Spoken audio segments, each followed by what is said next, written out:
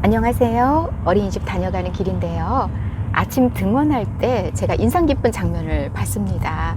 아빠가 아이를 이렇게 어깨에 들쳐매고 막 신나게 가시는 겁니다.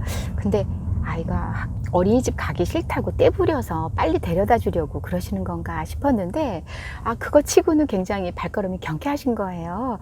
아이를 보니까 깔깔깔깔 좋아서 웃고 있습니다. 이제 현관에 도착했어요. 사실 짧은 거리였습니다만 아이를 내려놨습니다. 그랬더니 아이가 아빠에게 감사합니다 그래요.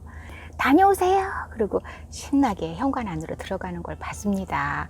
그걸 보면서 저 몇 발자국 안 되는데도 저렇게 아빠의 어깨가 저렇게 업어준 게 좋은가 하면서 행복이라는 것이 얼마나 다양하게 느낄 수 있는 것인가. 아이적에 부모 등에 업혔던 기억, 이런 걸 떠올리며 많이 안아주고 업어주고 이렇게 좀 무등도 태워주고 그럼 참 좋겠다는 생각을 했습니다. 이 얘기 하다 보니까 얼마 전에 찍은 제가 영상이 있어요. 아이가 안아달라고 떼부릴 때 안아주지 않아야 된다라는 그런 내용이었는데, 그때 상담 내용이 잘 걷던 애가 자꾸 안아달라 떼부리는데 엄마는 어깨가 아프고 아무리 말해도 안 듣고, 그래서 어떻게 하면 좋은지에 대한 고민이었습니다. 그럴 때 제가 솔루션 뭘 드렸냐면요, 안아주지 않아야 한다면 안아주지 마십시오. 정확하게 엄마의 이야기를 하세요 라고 했어요. 그럼 오늘 영상과 굉장히 배치되는 이야기 같아요. 안아주는 게 참 행복을 느끼게 하는 거다. 많이 안아주세요. 이것과 안아달라고 떼부려도 안아주지 말라고 하는 것, 도대체 육아는 참 헷갈립니다. 이렇게 생각하실 수도 있겠는데요. 그래요. 헷갈리는 육아 키워드 가운데에서 일관성은 언제 일관성을 가져야 되는지, 융통성은 언제 가져야 되는지 참 혼란스럽습니다. 안아주는 것, 부모님께서 안아줄 수 있을 때까지 저는 안아주라고 말씀을 드려요.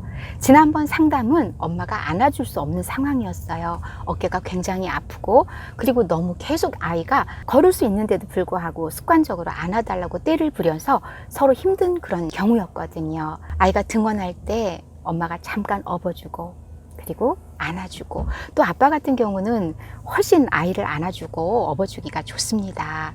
그렇게 해서 우리 아이가 하루 행복하다면 얼마나 좋을까요?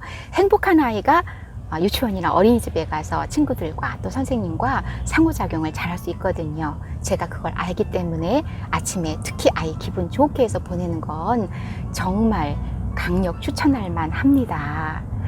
안아주면서 아이만 행복한 게 아니라요, 부모님께서도 아이의 성장을 느낄 수 있습니다. 어느새 이만큼 자랐구나. 끝나지 않을 육아 정말 힘들죠. 그런데 이 시간이 빨리 지나갑니다. 아이를 키워보니까 그래요. 안아줄 걸, 좀 더 웃을 걸, 사랑한다고 표현 많이 할 걸, 이렇게 할 걸 하는 후회를 많이 하거든요. 선배 엄마로서의 아쉬움이라고 할까요?